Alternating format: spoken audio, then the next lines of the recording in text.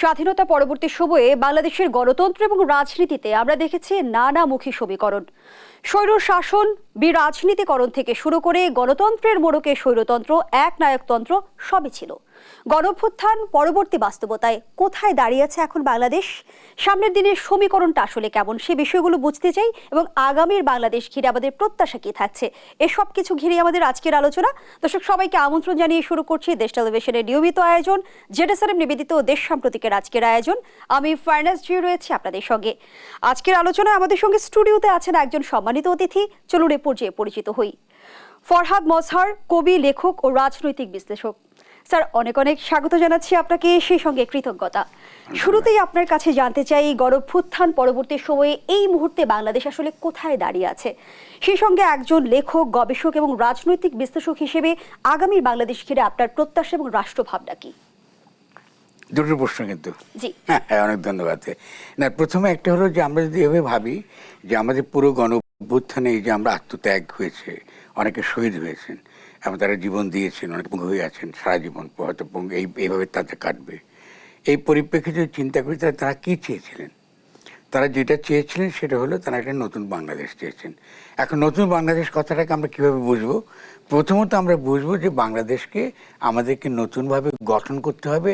তার একটা ফাউন্ডেশন লাগবে, তার লিগ্যাল ফাউন্ডেশন লাগবে, তার একটা দার্শনিক ফাউন্ডেশন লাগবে, যার ভিত্তিতে বাংলাদেশটাকে আমরা বানাতে পারবো। এখন এই বাংলাদেশ বানাতে পারার ব্যাপারটা গুরুত্বপূর্ণ কিছু না, কারণ আমরা 72 সালে কিন্তু বাংলাদেশটাকে বানাতে পারি নাই। 72 সালে আমাদের লড়াইটা ছিল যে দেশ স্বাধীন করা। হ্যাঁ, আমরা যেহেতু আমরা ধরে নিয়েছি পাকিস্তানিরা আমাদের ভূখণ্ড দখল করে আছে এবং আমরা তাদের দ্বারা শাসিত হচ্ছি, ফলে তাদের কাছ থেকে তাদের বিরুদ্ধে একটা স্বাধীনতা যুদ্ধ করেছি। ঠিক আছে? তো তাহলে এটা হলো 72 সালের আমাদের যে লক্ষ্যটা ছিল। কিন্তু এবারকার লক্ষ্যটা আমরা সম্পূর্ণ ভিন্ন রকম। এবারকার লক্ষ্যটা কিন্তু নতুনভাবে নিজেদেরকে গঠন করা। নিজেদেরকে গঠন করার কথা কিন্তু রাজনৈতিকভাবে গঠন করা, জাতিবাদ আকারে না, যে আমি বাঙালি, কি আপনি ইসলামপন্থী, কি ও নাস্তিক, কি ও আস্তিক, কি ও হিন্দু, কি ও মুসলমান, এটা না। আমরা একটা পলিটিক্যাল কমিউনিটি, পরে একটা রাজনৈতিক কমিউনিটির মধ্যে আমরা সকলে মিলে কি করে বাস করব, কি করে থাকব, কোনো বিভেদ ছাড়া।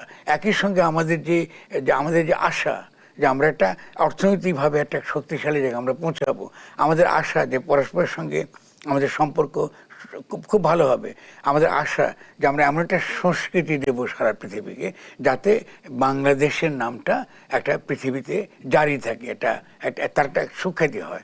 এটা কিন্তু ছিল বাংলাদেশ গঠন করার পেছনকার কিন্তু চিন্তা। ওকে, এখন মানুষ কি দেখছে? মানুষ দেখছে যে আপনি যাদেরকে বসালেন কেমন এই পুরো আন্দোলনের মধ্যে দিয়ে, তারা শপথ নিলেন শেখ হাসিনার ফ্যাসিস্ট সংবিধানের অধীনে। রাষ্ট্রটা কিন্তু রয়ে গেছে আগেরটাই, যেহেতু ওই যে আইনি যে ভিত্তিটা, সে আইনি ভিত্তিটা কিন্তু পুরনো, যার বিরুদ্ধে কিন্তু আমরা লড়লাম। এটা কিন্তু করার কথা ছিল না। এটা করার কথা ছিল একটা প্রোক্লেমেশন, একটা ঘোষণার মতন, যে আমরা জনগণের অভিপ্রায়ের ভিত্তিতে, যে তার যে পরম অভিব্যক্তি বা অভিপ্রায়, তার ভিত্তিতে আমরা শাসনভার গ্রহণ করছি, আমরা এসছি এবং আমাদের আদেশের ভিত্তিতে এখন এই রাষ্ট্রটা চলবে, যতক্ষণ পর্যন্ত না আমরা নতুন একটা গঠনতন্ত্র, যেটাকে বলে কনস্টিটিউশন, আমরা নতুন গঠনতন্ত্র প্রণয়ন না করছি। এটা ছিল সিম্পল ব্যাপার। আপনি দেখেন, সামরিক অভ্যুত্থান যখন হয় তখন কি করে সামরিক শাসক? সে সংবিধান স্থগিত রাখে এবং সে কি বলে, আমি ফরমান দ্বারা সে রাষ্ট্র চালায়। ঠিক আছে? তাহলে এই ক্ষেত্রে তো আপনি আদেশ দ্বারা চালাতেই পারতেন। আপনি যাদেরকে নির্বাচিত করেছেন তারা তো জনগণের অভিপ্রায়ের অভিব্যক্তি, জনগণই তাদেরকে নির্বাচিত করেছে। আমার তো নয় তারা জুড়ে এসে বসছে, তারা কোনো সামরিক অভ্যুত্থান করছে, তা তো না। আমরাই তাদেরকে বলেছি জনগণ যে হ্যাঁ, এরা আমাদের নির্বাচিত, আমাদের দ্বারা নির্বাচিত মানে আমরা জীবন দিয়ে যাদেরকে নির্বাচিত করেছি। তাদের মর্যাদা তো যারা তথাকথিত নির্বাচিত হয়ে আসে তাদের চেয়ে অনেক ঊর্ধ্বে। তো এরাই এসে কি করে শেখ হাসিনার কনস্টিটিউশনের অধীনে আবার শপথ নিল। সংবিধান নিয়ে আপনার একটি বক্তব্যকে যদি আমি কোট করি, যে 72-এর সংবিধান যেটা চাপিয়ে দেওয়া হয়েছিল, বাংলাদেশের জনগণ ওটা প্রণয়ন করেনি, এই সংবিধান অবশ্যই ফেলে দিতে হবে, এটা আসলে নেগোশিয়েবল না। এক্স্যাক্টলি। এই জায়গা থেকে আমার আপনার কাছ থেকে জানতে চাওয়া, তাহলে কি সংবিধান সংস্কারের কথা যে আমরা শুনছি, সংস্কারে কি সমাধান আসবে না? পুনর্লেখনই কি একমাত্র সমাধান? আসবে না। প্রথম কথা খুব ভেরি সিম্পল। আমি বাংলাদেশে একটা জনগোষ্ঠী, ফলে আমি নিজেকে কি করে গঠন করব এটা আমার অধিকার। বুঝতে পারছি কথাটা কি? আমি একটা পলিটিক্যাল কমিউনিটি, মানে বাংলাদেশ একটা পলিটিক্যাল কমিউনিটি, আমরা রাজনৈতিকভাবে একটা জনগোষ্ঠী। ফলে আমার তো অধিকার আছে আমি কি করে আমার সংবিধান প্রণয়ন করব। আপনি 72 সালে আমাকে সেই সংবিধান প্রণয়ন করতে দিলেন না। আপনি এলএফওর অধীনে যারা নির্বাচিত হয়ে গিয়েছিল পাকিস্তানে, তারা ফিরে এসে দাবি করলো যে তারাই বাংলাদেশের সংবিধান প্রণয়ন করবে। কেন? বাংলাদেশের নতুন গণপরিষদ হতে হলো না কি জন্য? বাংলাদেশে কেন সংবিধান প্রণয়নের জন্য নতুনভাবে নির্বাচিত হলো না এবং নতুন গণপরিষদ গঠন করা হলো না? এটা কিন্তু একদম আদি পাপ, এটা মনে রাখতে হবে। এই জন্য এটা নেগোসিয়েবল না। কারণ আপনি কোনো জনগোষ্ঠীকে সে নিজেকে নিজে গঠন করবার অধিকার আপনি হরণ করতে পারেন না। এটা আন্তর্জাতিক আইন বলুন, আপনি যে কোনো আইনের দিক থেকে তাকান, এটা রাজনৈতিক ইতিহাসের দিক থেকে তাকান এবং রাজনৈতিক সাহিত্যের দিক থেকে তাকান, দর্শনের দিক থেকে তাকান, যেখান থেকে দাঁড়ান না কেন, আমি একটা নতুন জনগোষ্ঠী, আমি কি করে চলবো, 10 জনকে নিয়ে আমি কি করে একটা রাষ্ট্রে বাস করব, এটা তো নিয়ম কানুন করবার অধিকার আমার। আপনি তো বাইরে থেকে পাকিস্তানের সংবিধান করবেন বলে আপনাকে আমি নির্বাচিত করেছি, আপনি ফিরে এসে তো আমাকে চাপিয়ে দিতে পারেন না যে কি ধর্মনিরপেক্ষতা, কি বাঙালি জাতিবাদ, কি সমাজতন্ত্র, আপনি চাপিয়ে দিতে পারেন না তো আমার উপরে এগুলো সব। এটাই হচ্ছে একেবারে ফান্ডামেন্টাল একটা অধিকার, আমরা একেবারে মৌলিক একটা অধিকার, যেটা অস্বীকার করবার, হরণ করবার অধিকার আমাদের কাউকে দেওয়া উচিত না। এই জন্য আমি বলেছিলাম নন নেগোসিয়েবল। আপনি বারবার একটি কথা আমাদের স্মরণ করিয়ে দেন যে রাষ্ট্র গঠন করতে হবে। সেই জায়গা থেকে বলা হয় যে রাষ্ট্রের মালিক জনগণ, কিন্তু বিগত সময়ে কি আসলে জনগণের কাছে সেই মালিকানাটা ছিল? আর রাষ্ট্রের সাথে জনগণের যে দূরত্ব তৈরি হয়েছে সেটি ঘোচাতে কি করণীয়? প্রথম কথা, রাষ্ট্রের মালিক জনগণ, এটা কিন্তু খুব ভুয়া কথা। একটা এই যে আমার ধরুন এটা একটা সেলফোন, রাষ্ট্র কিন্তু এরকম সেলফোন না যে আপনি এটা মালিক হবেন। যারা এই প্রথম দিকে 72 সালের সংবিধানগুলো লিখেছে, এটাকে বলে গেছে পেটি বুর্জা মেন্টালিটি। এরা মালিকানা ছাড়া কিছু বোঝে না। রাষ্ট্রের মধ্যে মালিকানা নেই। রাষ্ট্র হচ্ছে জনগণের যে সভারেন অভিপ্রায়, তার যে আমরা কি লিখি, মানে পপুলার সভারেন্টি সহজ বাংলাতে কি বলা হয়, জনগণের পরম অভিব্যক্তি। তো পরম অভিব্যক্তি তো মালিকানার ব্যাপার নাই। আমার ইচ্ছা, সেই ইচ্ছার ভিত্তিতে আমার অভিপ্রায়, আমার যে অভিপ্রায়, জুঁয়ের যে অভিপ্রায়, তারা আলাপ আলোচনা করে ঠিক করবে যে তারা একসঙ্গে কী করে সংসার করবে। খুব সিম্পল ব্যাপার। তেমনি রাষ্ট্রটা সংসারের মতন। আমি আরও 10 জন মানুষ, তার মধ্যে বহু রকম লোক থাকতে পারে না? কি হিন্দু থাকতে পারে, কি মুসলমান থাকতে পারে, কি জৈন থাকতে পারে, কি আস্তিক থাকতে পারে, কি নাস্তিক থাকতে পারবে। আমরা সকলে মিশে ঠিক করব আমরা একসঙ্গে কী করে বসবাস করব। এটা কি মালিকানার ব্যাপার? এই শব্দ কোথা থেকে ঢুকছে 72 সংবিধানে? কেন ঢুকলো এগুলা এই ধরনের শব্দ? মালিকানা কি আবার? এটা কি মোয়া যে আপনি খাবেন এটা মালিকানা? এটা কি একটা জমির সম্পত্তি যে আপনি মালিক হবেন? রাষ্ট্র তো মালিকানার সঙ্গে কোনো সম্পর্ক নেই। এখানে ইংরেজিতে কিন্তু ভিন্ন রকম। ইংরেজিতে যে পাওয়ার বিলংস টু দ্য পিপল, এটা তো মালিকানার সম্পর্ক নেই। মানে সমস্ত ক্ষমতার ভিত্তি জনগণ, এটা তো মালিকানা না। ঠিক আছে না? তো ফলে আমাদের এখানে কেন এই বিভ্রান্তিগুলো তৈরি হয়? বিভ্রান্তিগুলো তৈরি হবার কারণটা খুব সিম্পল।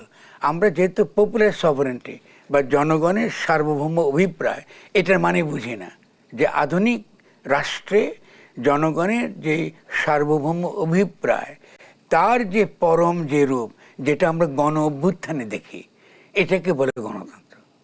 ঠিক আছে? এটা কিন্তু ভোটাভুটির সঙ্গে নির্ভর নাই। জনগণের পরম অভিব্যক্তি আমরা দেখেছি। আমরা 5ই অগাস্ট পর্যন্ত আমরা দেখেছি জনগণকে অকাতরে মারা যায় তার নিজের ইচ্ছা অভিপ্রায়কে বাস্তবায়িত করার জন্য। এটাকে কিন্তু গণতন্ত্র বলে। আর খেয়াল করুন আমাদের সমাজে কি আছে, গণতন্ত্র মানে হলো নির্বাচন। নির্বাচন মানে কি, প্রতি 5 বছর পর পর আপনি একটা লুটেরা, একটা মাফিয়া গ্রুপকে আপনি ক্ষমতা পাঠাবেন, ও দেশকে লুটপাট করবে। এই লোক গণতন্ত্র আমাদের সমাজে তৈরি হয়েছে। নির্বাচনের সঙ্গে তো গণতন্ত্রের কোনো সম্পর্ক নেই। গণতন্ত্র একটা রাষ্ট্রের ধরন, রাষ্ট্রের রূপ। ফলে সে রাষ্ট্রটা আপনি গঠন করবেন। রাষ্ট্র যখন গঠন করবেন তখন নির্বাচনটা কি হয়, গণতন্ত্রের চর্চা। আমি রাষ্ট্রটা বানিয়েছি, এবার আমি কি করে চর্চা করব, বা প্রতি কয়েকটা বছর পর পর কী করে সরকার নির্বাচন করব, তার জন্য নির্বাচন। সরকারের রাষ্ট্র তো এক না। এই দেখেন আরেকটা সমস্যা, অধিকাংশ মানুষ রাষ্ট্র এবং সরকারকে গোলমাল পাকিয়ে ফেলে। রাষ্ট্র তো আলাদা জিনিস, রাষ্ট্র তো বদলায় না। গণঅভ্যুত্থান পরবর্তী বাস্তবতায় কিন্তু আমরা দেখছি যে রাষ্ট্র সংস্কারের এক ধরনের স্বপ্ন তৈরি হয়েছে। সেখানে আপনি বলছেন যে সরকারের সংস্কার দরকার। এই বিষয়টা আমি কখনো বলিনি সরকারের সংস্কারের কথা। আমি তো বলিনি। আমি রাষ্ট্র গঠনের কথা বলেছি, সংস্কারের কথা কখনো বলিনি। সংস্কার আমার ভোকাবুলারিতে নাই। কেন নাই? আপনার ওই শুরু যেটা বলেছি যে 72-তে আমি একটা রাজনৈতিক জনগোষ্ঠী আকারে আমি নিজেকে গঠন করতে দেওয়া হয়নি আমার অধিকারকে, ফলে আমি তার অধিকারটা প্রতিষ্ঠা করব আগে। এটা আমার প্রথম হলো রাষ্ট্র গঠন। ঠিক আছে? তো তো রাষ্ট্র যখন গঠন করব তখন তার সংস্কারের কথা উঠে না। ওখানে আমি আলোচনা করব আমার কি ধরনের জুডিশিয়ারির সঙ্গে আমার নির্বাহী বিভাগ কি কি কি সম্পর্ক থাকবে, নির্বাচন কমিশনের ক্ষমতা কেমন হবে, জনগণের যে দার্শনিক ভিত্তি, তার যে ব্যক্তি স্বাধীনতা, এটা আমি কী করে রক্ষা করব, প্রাণ প্রকৃতি এই সমস্ত জীবন ব্যবস্থা একে আমি কী করে রক্ষা করব, ওটা তো গঠনের মধ্যে চলে যাবে। ঠিক আছে না? ফলে সংস্কার তো আমি কখনো বলিনি। সেই জায়গা থেকে জনাব ফরহাদ মজহার, বিগত সময়ে আমরা দানবীয় শাসনকালে যে ফ্যাসিবাদী রাষ্ট্র ব্যবস্থা আমরা দেখেছি, বলা হয়ে থাকে যে সব সাংবিধানিক কাঠামো ধ্বংস হয়ে গেছে, সেই জায়গা থেকে রাষ্ট্রের গুরুত্বপূর্ণ সব প্রতিষ্ঠান ক্ষতিগ্রস্ত হয়েছে। এই কাঠামো থেকে বের হতে আসলে সংস্কারটা কি জরুরি নয়? না না, আপনাদের বানাইতে হবে। আপনি নিজেই বলছেন যে এটা সব নষ্ট হয়ে গেছে, তারা সংস্কার কী করে? আপনার ঘরেই নেই, আপনি কি সংস্কার করবেন? বলুন তো দেখি আমাকে, এটা কি যুক্তিসঙ্গত কথা হলো? আপনার ঘরই ভাঙা, আপনাকে ঘরটা বানাতে হবে আগে।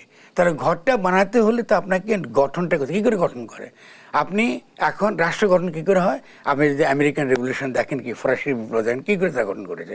তারা জনগণের কাছে গিয়েছে।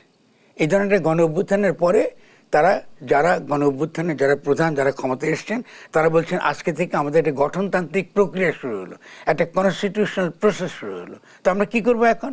এখন আমরা জনগণের কাছে যাব। কোথায় যাব?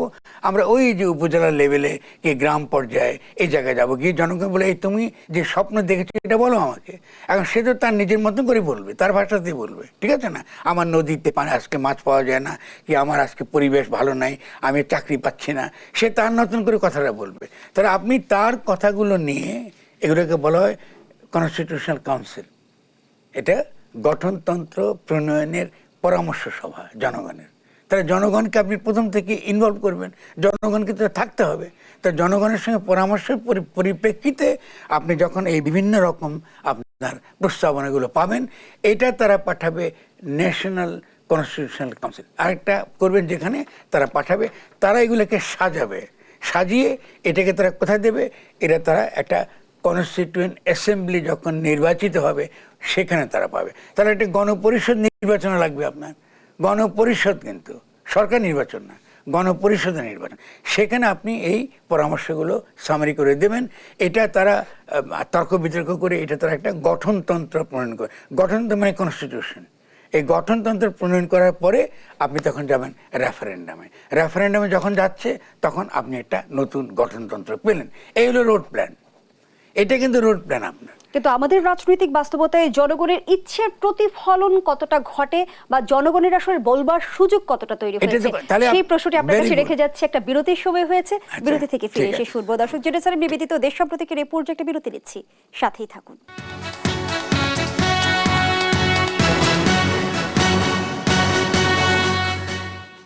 আবারও আমন্ত্রণ জানাচ্ছি, আপনারা দেখছেন দেশ টেলিভিশনের নিয়মিত আয়োজন জেরুসালেম নিবেদিত দেশ সাম্প্রতিক।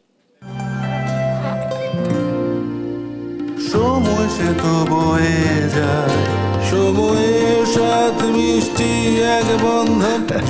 এভাবে সময় পাল্টে যায়, কিন্তু ডিপ্লোমা সে একই স্বাদে একই মানে যুগ যুগ ধরে রয়ে যায়। নিউজিল্যান্ডেরই এক্সেলেন্স ইন কোয়ালিটি। এবার ফিরছি আলোচনায়। জনাব ফরহাদ মজহার, যে আলোচনায় আমরা ছিলাম, আমাদের রাজনৈতিক বাস্তবতায় জনগণের বলবার সুযোগ কতটা রয়েছে? আমাদের রাজনৈতিক বাস্তবতায় জনগণের কোনো কিছু বলবার সুযোগ নাই। আর সবচেয়ে যেটা ভয়ঙ্কর সেটা হচ্ছে প্রশাসনে বা বিভিন্ন রাষ্ট্রীয় পরিসরে অংশগ্রহণ করবার কোনো সুযোগ নেই। ফলে এসেনশিয়ালি আমাদের রাষ্ট্রটা একটা কলোনিয়াল রাষ্ট্রের মতন, মানে ইংরেজের, এবং সেটা তো আসলে বাস্তবতাই। কারণ আপনি যখন ব্রিটিশের কাছ থেকে যখন আপনি স্বাধীন হয়েছিলেন তখন কিন্তু নেগোশিয়েট করে স্বাধীন হয়েছিলাম আমরা কিন্তু তাদেরকে তাড়িয়ে দিয়ে কিন্তু আমরা দেশ স্বাধীন করে নিই। ফলে সমস্ত ব্রিটিশ আইন এখনও পর্যন্ত 2024 সাল পর্যন্ত কিন্তু বাংলাদেশে আছে। আমরা কিন্তু কলোনিয়াল আইনের অধীনে আছি। এমনকি আমাদের রাষ্ট্রের ধারণাটাও কিন্তু কলোনিয়াল, আমরা ব্রিটিশদের কাছ থেকে নিয়ে এসেছি। যেহেতু ব্রিটিশরা পার্লামেন্টারি তাদের মতন করে একটা পার্লামেন্টারি একটা সরকার তারা চালিয়েছে, আমরা ধরে নিয়েছি যে এই সংসদীয় রাজনীতি হলো একমাত্র আমাদের জন্য সবচেয়ে ভালো রাজনীতি। এটা তো নাও হতে পারে। যদি আপনি জনগণকে নিয়ে কথা বলতেন, তাকে যদি রাষ্ট্র গঠনের ক্ষেত্রে তাকে আপনি অন্তর্ভুক্ত করতেন, তাহলে আপনি অনেক নতুন ইনোভেশন করতে পারতেন, অনেক কিছু নতুন আপনি আবিষ্কার করতে পারতেন। প্রতিটি জনগোষ্ঠী তার নিজের যে রাষ্ট্র ব্যবস্থা সে কিন্তু আবিষ্কার করে, সে কোথাও সংস্কার করে, কোথাও বদলায়। সে যে একেবারে পাশ্চাত্য থেকে একেবারে নকল করে ওটা, তা তো না। ফলে আপনি তো সেটা কখনো করতে দেননি বলে আপনার রাষ্ট্রটা একটা কলোনিয়াল স্টেট হয়ে আছে। ফলে এই কলোনিয়াল স্টেটের মধ্যে এই যে পরবর্তী যে ফ্যাসিস্ট স্টেটটা আমরা দেখলাম শেখ হাসিনার সংবিধানের মধ্য দিয়ে, এটা তো হতে পেরেছে যেহেতু আপনি জনগণকে কখনো সত্যিকার অর্থে রাষ্ট্র গঠনের প্রক্রিয়া কিংবা রাষ্ট্র শাসনের কোনো প্রক্রিয়ায় আপনি তাকে আনেননি। আপনি কি করেছেন? আপনি কয়েক বছর পর পর তাকে দিয়ে শুধু ভোট করিয়েছেন। ভোটে কারা যেতে পারে? যার 2 কোটি টাকা আছে। আপনাকে 2 কোটি টাকা আছে, তো জনগণের কার কাছে 2 কোটি টাকা আছে বা 1 কোটি টাকা? চাঁদা না দিলে কেউ কি আপনার ভোটে যেতে পারবে এখন? আর বাংলাদেশে এখন যারা আছে এমপিরা, তার মধ্যে অধিকাংশ হচ্ছে ব্যবসায়ী। তো জনগণ তো নাই এটার মধ্যে, জনগণ তো সম্পূর্ণ আউট হয়ে গেছে আমাদের রাষ্ট্র ব্যবস্থা থেকে। তাহলে এই দেখেন, এই আপনি যে কথাটা বলেছেন, এই কথার পরিপ্রেক্ষিতে যদি আমি আগের কথাটা আবার নতুন করে বলি, যে গঠন করতে হলে তো আপনাকে জনগণকে আনতে হবে। জনগণকে আনলেই কিন্তু আমরা এই সমস্যাগুলো কোথায় এটা চিহ্নিত করতে পারবো, এবং জনগণই এটাকে চিহ্নিত করবে, তারা কিন্তু এটা সমাধান দেবে। এবং আগের অংশে আপনি 2টি নির্বাচনের প্রয়োজনীয়তার কথা বলছিলেন, একটি গণপরিষদ নির্বাচন আর একটি সরকার নির্বাচন। একদম। এই প্রক্রিয়ার সুফল কি? এই প্রক্রিয়া সুফলের প্রথম গণপরিষদে আপনি রাষ্ট্রটা গঠন করবেন। গণপরিষদটার উদ্দেশ্য হচ্ছে আপনি রাষ্ট্র গঠন করবার জন্যে নতুন গঠনতন্ত্র প্রণয়নের জন্য নির্বাচন। এটা সম্পূর্ণ ভিন্ন সরকার নির্বাচনের চেয়ে, যেটা আমরা অধিকাংশ ক্ষেত্রে আমরা এটা গোলমাল পাকিয়ে ফেলি। ফলে গণপরিষদের নির্বাচনে আমরা তাদেরকে নির্বাচিত করি যারা নতুন গঠনতন্ত্র প্রণয়ন করে। ঠিক আছে, এটা হলো গণপরিষদ নির্বাচন। আর গণপরিষদের নির্বাচনে গঠনতন্ত্র প্রণীত হওয়ার পরে যখন নতুন গঠনতন্ত্রের ভিত্তিতে যখন সরকার নির্বাচন হয়, তখন সরকার নির্বাচনটা হয় কি?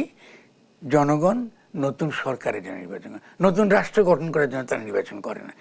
রাষ্ট্র গঠন কিন্তু একবারই হয়, রাষ্ট্র বারবার আপনি করতে পারেন না।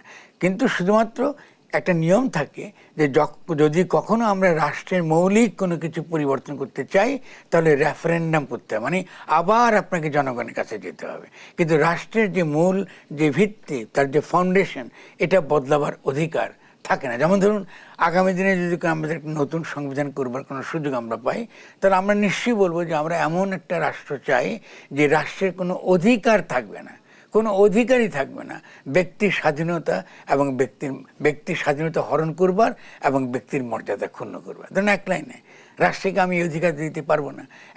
এখনকার যে সংবিধানের মধ্যে এটা তো ব্যক্তির স্বাধীনতা হরণ করার তো আইনি ব্যবস্থায় রয়েছে, বিভিন্ন রকম আইন রয়েছে, এমনকি ডিজিটাল সিকিউরিটি অ্যাক্টও আছে তার পাশাপাশি। মানে ব্যক্তির স্বাধীনতা ক্ষুণ্ণ করবার সমস্ত ব্যবস্থা আপনার সংবিধানে রয়েছে। ঠিক আছে, ব্যক্তির মর্যাদা ক্ষুণ্ণ করবার কিন্তু সমস্ত ক্ষমতা রাষ্ট্রের রয়েছে। আপনি ধরে নিয়ে যাচ্ছেন, আপনি গুম করছেন, আপনি যা খুশি তা করতে পারছেন। তাহলে ব্যক্তির স্বাধীনতা এবং ব্যক্তির মর্যাদা ক্ষুণ্ণ করবার কোনো অধিকার রাষ্ট্রকে না দেওয়াটা যে কোনো গণতান্ত্রিক রাষ্ট্রের অত্যন্ত প্রাথমিক একটা নীতি। ফলে নতুন যে গঠনতন্ত্র আমরা প্রণয়ন করতে চাই, ওখানে এটা তো থাকতে হবে। এইটা দিতে হবে না, এই সংবিধান দিতে এটা হবে না। আপনি কোথায় সংস্কারটা করবেন? আপনার সংস্কার করতে কোনো সুযোগ নেই, এই সংবিধানে কোথাও সংবাদ করার সুযোগ নেই। আপনাকে জনগণের কাছে যেতেই হবে, আপনার কোনো উপায় নেই। আপনাকে জনগণকে জিজ্ঞাসা করতে পারে তুমি এটা চাও কিনা। আজকে যে আমরা গণঅভ্যুত্থানটা করলাম, কি জন্য করলাম? আমাদেরকে রাজাকার বলা হয়েছে, ঠিক না? আপনার ডিগনিটি, আপনার মর্যাদাকে ক্ষুণ্ণ করা হয়েছে। তাহলে কারোরই কিন্তু ব্যক্তির কোনো মর্যাদা ক্ষুণ্ণ হোক রাষ্ট্রে, এটা কিন্তু আমরা কখনোই চাই না। এবং এই মর্যাদা কে ক্ষুণ্ণ করলেন? যিনি দেশের প্রধানমন্ত্রী, তার তো অধিকার নেই। এই কথা বলার পরপরইতে তাকে আদালতে উচিত ছিল যে আদালত তাকে ডাকা, যে তুমি এটা বলছো, এটা তো তুমি করতে পারো না। কিন্তু আপনি যেখানে আমাদের যে পুরো বিচার ব্যবস্থাটা সাংবিধানিকভাবে মূলত নির্বাহীর অধীনে, মানে একজন ব্যক্তির অধীনে, তো সেখানে তো গণতন্ত্রের কথা বলতে কোনো লাভ নাই। এটা একটা একনায়কতান্ত্রিক একটা ফ্যাসিস্ট শাসন ছিল। এখান থেকে বেরিয়ে আনবা একটা মাত্র পথ হচ্ছে জনগণকে আপনার আবার নতুন করে গঠন করবার প্রক্রিয়ার মধ্যে নিয়ে আসা। যে গণ অভ্যুত্থানের মধ্য দিয়ে আমরা নতুন বাংলাদেশ নিয়ে এখন স্বপ্নে বিভোর, সেই গণ অভ্যুত্থানে আসলে রাজনৈতিক দলগুলোর অবদান কি কোনোভাবে উপেক্ষিত? নো, আপনি যদি সত্যিকার মানে আপনি প্রশ্ন করছেন কি এখন কি উপেক্ষিত তাই বলছেন? এই গণ অভ্যুত্থানের রাজনৈতিক দলগুলোর অবদানের কথা গণ অভ্যুত্থানের রাজনৈতিক দলগুলোর অবদান অত্যন্ত অত্যন্ত বিদ্যমান, অত্যন্ত বর্তমান। পার্থক্য সেই যে রাজনৈতিক দলগুলো নিজের দলের নামে অংশগ্রহণ করেনি। কারণ এই অভ্যুত্থানটা সফল হওয়ার পেছনে একটা বড় কারণ ছিল যে রাজনৈতিক দলগুলো নিজের নামে এই আন্দোলনে অংশগ্রহণ করেনি, যে কোনো কারণে হোক না কেন এটা হয়নি। এবং এটাই কিন্তু জনগণকে এক ধরনের আশ্বস্ত করেছে যে আমরা এই আন্দোলন থেকে ইতিবাচক কিছু পেতে যাচ্ছি, ঠিক আছে। ফলে এই কারণে আন্দোলনটা সফল হয়েছে। সে কারণে ফলে রাজনৈতিক দলই তো আসলে ক্ষমতায়, এই অর্থে যে জনগণই তো যারা ক্ষমতা আছেন তাদেরকে নির্বাচিত করেছে, সেখানে রাজনৈতিক দলগুলো এই আন্দোলনে যুক্ত ছিলেন। ফলে লজিক্যালি তো আপনি বলতেই পারেন যে তারাই তো আসলে ক্ষমতায় আছেন, দল আকারে নাই, কিন্তু সভাপতি তাদের অবদান রয়েছে। আপনি কারোরই অবদান এই গণ অভ্যুত্থানে আপনি অস্বীকার করতে পারবেন না। বিএনপির অবদান রয়েছে, জামাতে ইসলামের অবদান রয়েছে, আরও বিভিন্ন ছোট ছোট অনেক দল আছে, প্রত্যেকেরই কিন্তু অবদান রয়েছে। ফলে এই গণ অভ্যুত্থান, এই যে শব্দটা গণ অভ্যুত্থান মানে জনগণ এখানে অংশগ্রহণ করেছে, কিন্তু জনগণ অংশগ্রহণ করেছে কোনো বিশেষ দলের হয়ে না, মানে কোনো বিশেষ দলকে ক্ষমতায় বসাবার জন্য সে কিন্তু এই গণ অভ্যুত্থান সে করেনি। এখানে হলো এটার বিউটি, এখানে হলো এটার সৌন্দর্য। ফলে এইটার জন্য এই গণ অভ্যুত্থানটা একটা ইতিহাসে একটা গুরুত্বপূর্ণ আমাদের মাইলফলক হয়ে থাকবে, কোনো সন্দেহ নেই। আমরা আগামী দিনে এখান থেকে কি পাবো আমি জানি না, কিন্তু এইটা তো যেটা করেছি তার তো একটা তাৎপর্য আছে, এই তাৎপর্য তার হারিয়ে যাচ্ছে না, ঠিক আছে না? সেই জায়গা থেকে আমরা বলতেই পারি জনাব ফরহাদ মজহার যে ঐক্যবদ্ধ শক্তির মধ্য দিয়ে আসলে এই গণঅভ্যুত্থান এসেছে।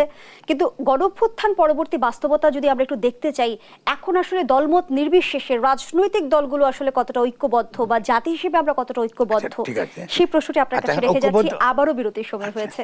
দর্শক, জেরুজালেম নিবেদিত দেশ সম্প্রতিকের এই পর্যায়ে আবারও বিরতিতে যাচ্ছি, সাথেই থাকুন।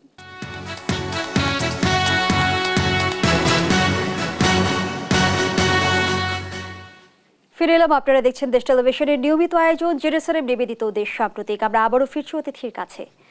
জনাব ফরহাদ মজহার, যে আলোচনায় আমরা ছিলাম, ঐক্যবদ্ধ শক্তির মধ্য দিয়ে আমরা গণ অভ্যুত্থান দেখলাম, সেই ঐক্যবদ্ধ শক্তির উৎসটাকে আমরা কতটা এখন ধারণ করছি? আচ্ছা, প্রথম আগে কিন্তু প্রশ্নটা ছিল আমরা দুটো ভাগ করতে চেয়েছিলেন আপনি, সেই সঙ্গে রাজনীতিতে আসলে কতটা ঐক্যবদ্ধ। আমি আগে যে প্রশ্ন করছি খুব ইম্পর্টেন্ট প্রশ্ন ছিল, সেটা হলো যে জনগণের ঐক্যবদ্ধতা, জনগণ যখন ঐক্যবদ্ধ হয় আর রাজনৈতিক দলের জোট, দুটো কিন্তু এক না। এটা খুব পরিষ্কার থাকা দরকার আমাদের। রাজনৈতিক দলগুলো যখন জোট বাঁধে তখন তারা নির্বাচনের জন্য বা ক্ষমতায় যাওয়ার জন্য জোট বাঁধে। জনগণ যখন জোট বাঁধে তখন তারা এই কারণে জোট বাঁধে যে প্রচলিত রাজনীতির দ্বারা তাদের যে অভিপ্রায়টা, তারা যেটা আদায় করতে চায়, জনগণ হিসেবে তারা যেটা পেতে চায়, এটা পাওয়া যাবে না। ফলে তারা জনগণ হিসেবে তারা জোট বাঁধে। এবং সেই জনগণ যখন জোট বাঁধে, এর একটা আরেকটা তাৎপর্য আছে, তারা একটা সুনির্দিষ্ট লক্ষ্যকে সামনে রেখে জোটটা বাঁধে। মানে যখন জনগণ কিন্তু একটা আলু বস্তা না বা একটা কি বালুর বস্তা না, জনগণ মানে বাংলাদেশে এই যে গণ অভ্যুত্থানের পরিপ্রেক্ষিতে জনগণ মানে তারাই জনগণ যারা সুনির্দিষ্টভাবে ফ্যাসিস্ট শক্তির বিরুদ্ধে লড়াই করছে। এটা খুব গুরুত্বপূর্ণ বুঝতে পারা। আবার ধরুন আমরা যখন আবার ওই ৭১ যখন যাব, তখন কিন্তু জনগণ ছিল কি একটা আমরা পশ্চিম পাকিস্তানের শক্তির বিরুদ্ধে সামরিক আমলাতান্ত্রিক রাষ্ট্রের বিরুদ্ধে লড়াই করছি। এক না, কিন্তু তফাৎ আছে দুটোর মধ্যে। ফলে এই যে জনগণটা ঐক্যবদ্ধ হচ্ছে এটা, আর রাজনৈতিক দলগুলো যখন জোট বেঁধে যখন আন্দোলন করে তখন কিন্তু ক্ষমতায় যাওয়ার জন্য আন্দোলন করে। ফলে এখানে কিন্তু জনগণ একমাত্র হয়েছে কিন্তু ক্ষমতায় যাওয়ার জন্য নয়, বরং ক্ষমতার চরিত্র বদলাবার জন্য। ক্ষমতার চরিত্রটা বদলাতে মানে কি, রাষ্ট্রটাকে সে বদলাতে চায় এবং এই ক্ষেত্রে নতুন রাষ্ট্র সে বানাতে চায়। ফলে এই ঐক্যবদ্ধতা সম্পূর্ণ ভিন্নতার তাৎপর্য। এবং যেহেতু এই ঐক্যবদ্ধতা ছাত্রদের নেতৃত্বে গড়ে উঠেছিল শুরুতেই, ফলে দেখেন এটা একটা গণঅভ্যুত্থানের রূপ নিতে পেরেছে। যদি এই ঐক্যবদ্ধতা সে আগে করতে না পারত, জনগণের মধ্যে ঐক্যবদ্ধতা যদি গড়ে না উঠতো, তাহলে কিন্তু গণঅভ্যুত্থান কিন্তু হতো না। কারণ রাজনৈতিক দলগুলো কিন্তু জোট বেঁধে দীর্ঘকাল ধরে কিন্তু আপনার এই শেখ হাসিনাকে ক্ষমতা থেকে সরাবার চেষ্টা করছে, আন্দোলন করছে নানাভাবে, তারা কিন্তু সফল হয়নি। ফলে আমাদের এই পার্থক্য খুব পরিষ্কার মনে রাখতে হবে যে জনগণের ঐক্য আর রাজনৈতিক দলের ঐক্য এক না। সামনের দিনে ক্ষমতার চরিত্র কি বদলাবে? রাজনীতির মেরুকরণটাই বাকি না, প্রথমত ক্ষমতার চরিত্র ইতিমধ্যে বদলে গেছে, যদিও গণ অভ্যুত্থান সফল হয়নি। কারণ ক্ষমতার চরিত্রে এখন কারা আছে? ক্ষমতার চরিত্রে আমরা যারা দেখতে পাচ্ছি সমাজের একটা এলিট শ্রেণী, তাকে সমর্থন দিচ্ছে কারা? সামরিক বাহিনী। তাহলে ক্ষমতার চরিত্রের বদল তো ঘটেছে অবশ্যই। এবং ফলে আগামী দিনে জনগণের ক্ষমতা কায়েম হবে কিনা এটা হচ্ছে প্রশ্ন। এটা বোধহয় আপনি প্রশ্নটা করতে যাচ্ছেন। সেটা নির্ভর করবে আন্দোলনটা আমরা কতটুকু নিতে পারি, বা জনগণ যে নতুন রাষ্ট্র গঠনের স্বপ্ন দেখেছে এটাকে সে আবার নতুন করে এই আন্দোলনটা সে গড়ে তুলতে পারবে কিনা, নাকি আমরা আবার কয়েক বছরের গহ্বরে পড়ে গেলাম, এটা আমরা এই মুহূর্তে বলতে পারবো না। অনেক কিছু নির্ভর করবে, কারণ যারা এখন এসছেন উপদেষ্টা হিসেবে তারা কি করে এই পুরো রাষ্ট্রকে পরিচালনা করেন, এবং তারা যেটা সংস্কারের কথা বলছেন জনগণ কি করে এটা তারা গ্রহণ করে, কতটুকু গ্রহণ করে, জনগণ এতে সন্তুষ্ট কিনা, এবং তারা যদি অসন্তুষ্ট হয় তাহলে তারা কি ধরনের ভূমিকা নেবেন, এটা কিন্তু আমরা এখনো কিন্তু পরিষ্কার নই। কারণ জনগণ অনেক কিছু স্পষ্ট ছিল না, ধীরে ধীরে জনগণের কাছে এটা স্পষ্ট হতে শুরু করেছে। অন্তর্বর্তীকালীন সরকারের যে কর্মপরিকল্পনা আমরা দেখলাম, সেই কর্মপরিকল্পনাকে আপনি কিভাবে মূল্যায়ন করবেন? আমি এটা উপর থেকে চাপিয়ে দেওয়া কর্মপরিকল্পনা বলে মনে করি। আপনি কমিশন গঠন করে কিছু কোনো সংস্কার করতে পারবেন না, যেটা আমি আপনাকে শুরুতেই বলেছি। আপনাকে যেটা করতে হবে যে জনগণকে সঙ্গে নিয়েই পরিবর্তনটা করতে হবে। আপনি একটা কমিশন বানিয়ে দিলেন এবং কমিশনে কারা আছে তাও কিছু জানি না, এবং কমিশনের ব্যক্তিগুলো বিতর্কিত, ফলে এতে তো কিছু পাবেন না এখান থেকে আপনি। ফলে আমাদের যে মূল জিনিসটা হলো যে এই যে কমিশনে যেসব কাজগুলোর কথা বলা হয়েছে এটা তো রাষ্ট্র গঠনকর্তার প্রক্রিয়ার মধ্যে সমাধান করা যেত, এবং সেই প্রশ্নটা না তুলে তো আপনি আলাদা করে বিচ্ছিন্নভাবে আপনি এই উপর থেকে চাপিয়ে দিয়ে কোনো পরিবর্তন আপনি করতে পারবেন না। এবং সেই পরিবর্তনটা হলো একটা বিশেষ শ্রেণীর স্বার্থ রক্ষার জন্য এটা হবে, এটা জনগণের এতে কোনো উপকার হবে বলে আমি মনে করি না। অন্তত আমি এটা দেখছি না এই মুহূর্তে কোনো কিছু এখান থেকে ইতিবাচক কিছু আমরা পাবো। হতে পারে, যদি হয় তখন আমি স্বীকার করবো, আপনার এখানে এসে বলবো যে হ্যাঁ ভালো কিছু হয়েছে, আমি বুঝতে পারিনি আগে। কিন্তু আমি পরিষ্কার দেখতে পাচ্ছি যে উপর থেকে চাপিয়ে দেওয়া কোনো কিছুই কখনো জনগণের কল্যাণে আসে না। আপনাকে জনগণকে সঙ্গে নিয়ে বলতে হবে যে কী সংস্কার তুমি চাও, বা নতুন করে গঠন করতে চাও কিনা, বা অন্তত এই অন্তর্বর্তীকালীন সরকার যেটা করতে পারতো যে সোজা তারা একটা রেফারেন্ডাম যেতে পারতো যে আমরা একটা নতুন সংবিধান চাও, নতুন গঠনতন্ত্র চাও, নাকি পুরাতনটাকে তুমি সংস্কার চাও। এটাও তো জনগণের কাছে জিজ্ঞাসা করাটা প্রয়োজনটা ছিল। তারা তো সেই কাজটা তারা করে নাই। তো যখন করবেন না, জনগণকে বাদ দিবেন উপরে ক্ষমতা গিয়ে, এর তো আগের সরকারের সঙ্গে কি পার্থক্য? একটি বিষয় একটু বুঝতে চাই জনাব ফরহাদ মজহার, যে সংবিধান পুনর্লেখন কিংবা সংস্কারের এখতিয়ার কি অন্তর্বর্তীকালীন সরকারের আছে? না, না, পরিষ্কার নাই। প্রথমত এই সরকারই তো অবৈধ, এই সরকারই তো অবৈধ। এবং এই সরকার তো শপথ নিয়েছে কি যে সংবিধান সে রক্ষা করবে। যে সংবিধান সে রক্ষা করবে বলে শপথ নিয়েছে, ওটাকে সে কী করে সংস্কার করবে? আপনি আমাকে বলেন।